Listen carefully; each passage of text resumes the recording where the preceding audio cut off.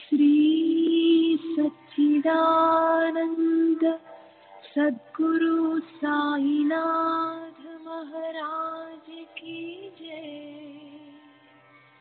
सद्गुरु श्री साईनाथुनि शरद बाबूजी की जय। సాయి వంటి దైవంబు లేడోయి లేడోయి, ప్రజలందరి నోట సాయి నామం పలకాలి, సర్వత్రా సాయి రూపం రంజిల్లాలి, ముజ్జగాలు సాయి మహిమతో ముప్పిరిగొనాలి. సాయి పదరవళులు మన హృదయ కుహరంలోని నిశ్శబ్ద నిశీధిలో ప్రతిధ్వనించాలి. ప్రణవనాద వీచికల్లా సాయి జ్ఞాన సౌరభాలు సర్వత్రా వ్యాపించాలి. ఆ సుజ్ఞాన సౌరభాల ఆస్వాదనలో మన మనసులు మత్తెక్కాలి. సాయి ప్రేమామృత ధారలు అంతటా నిరంతరం వర్షించాలి. ఆ ప్రేమామృత ధారలలో తడుస్తూ, ఆ జ్ఞాన సౌరభాల మత్తులో ఆనందంగా నర్తిస్తూ సాయి వంటి దైవంబు లేడోయి లేడోయి అని అందరూ ఏకకంఠంతో గానం చేయాలి. అదే నా ఆశ, ఆశయం, ఆకాంక్ష. అదొక మధుర స్వప్నం. ఆ స్వప్న సాఫల్యం కోసం శ్రీ సాయినాథుని అనన్య ప్రేమతో, ఆర్ద్రతతో ప్రార్థించటమే మనం చేయగలిగింది, చేయవలసింది. శ్రీ బాబూజీ.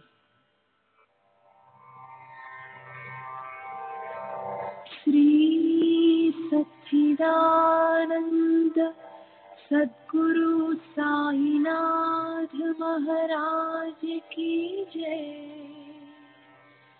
सद्गुरु श्री साईनाथुनि शरद बाबूजी की जय। साई बाबा साई बाबा साई बाबा साई बाबा साई बाबा बाबा साई बाबा साई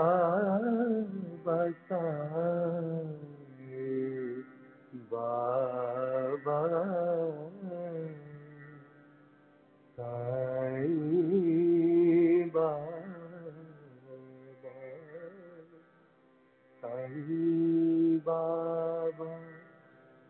साई बाबा साई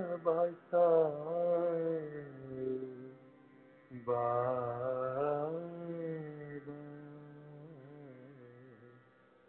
साई बाबा साई बाबा